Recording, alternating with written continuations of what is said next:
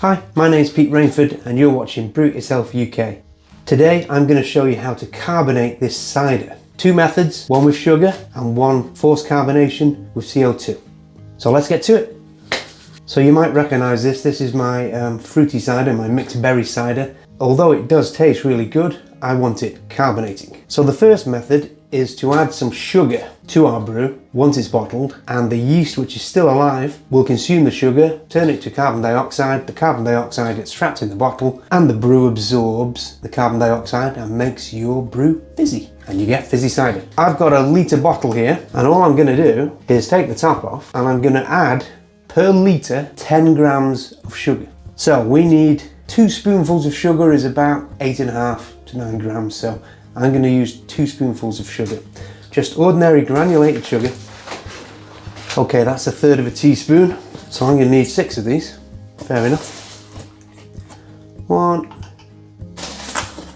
2, whoops, don't spill it, Peter. 3, 4, 5, and 6. And then all we do is we screw the top on, give that a good shake to make sure the sugar is dissolved. That lovely colour. It's a great colour, isn't it? So we've now added our 2 spoonfuls of sugar, which will give us between 9 and 10 grams of sugar, which the yeast will now consume and then turn into CO2, and we'll get fizzy cider. It's that simple. It will take at least a week. All we've got to do is just keep this at a warm temperature, again between 18 and 22 degrees. The yeast will do their thing, and the minute you come to drink this, as soon as you open the top, if you get that shh, you know everything's gone well, the yeast was still alive and they've consumed the sugar. You get a tiny bit more alcohol, but not much. But hey, more alcohol's good. And it's ready to drink. So that's natural carbonation. Now, I think you'll love this method. This is my preferred method. It's so easy. So, method number 2.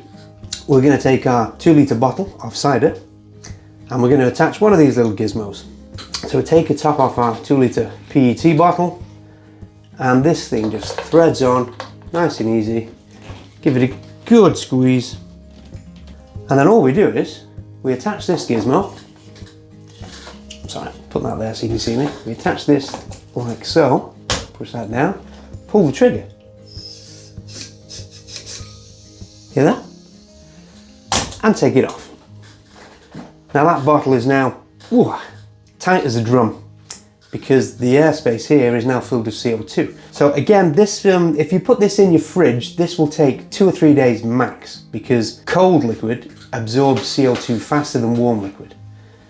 So we're going to lie this down in the fridge or right in the door, whatever the case is. Now, which method wins for me? This method. Because this, you have to pour it gently and be careful and don't stir the sediment at the bottom, else you're going to have a slight bit of cloudiness. And you always end up with a little bit left in the bottle. And that makes me sad.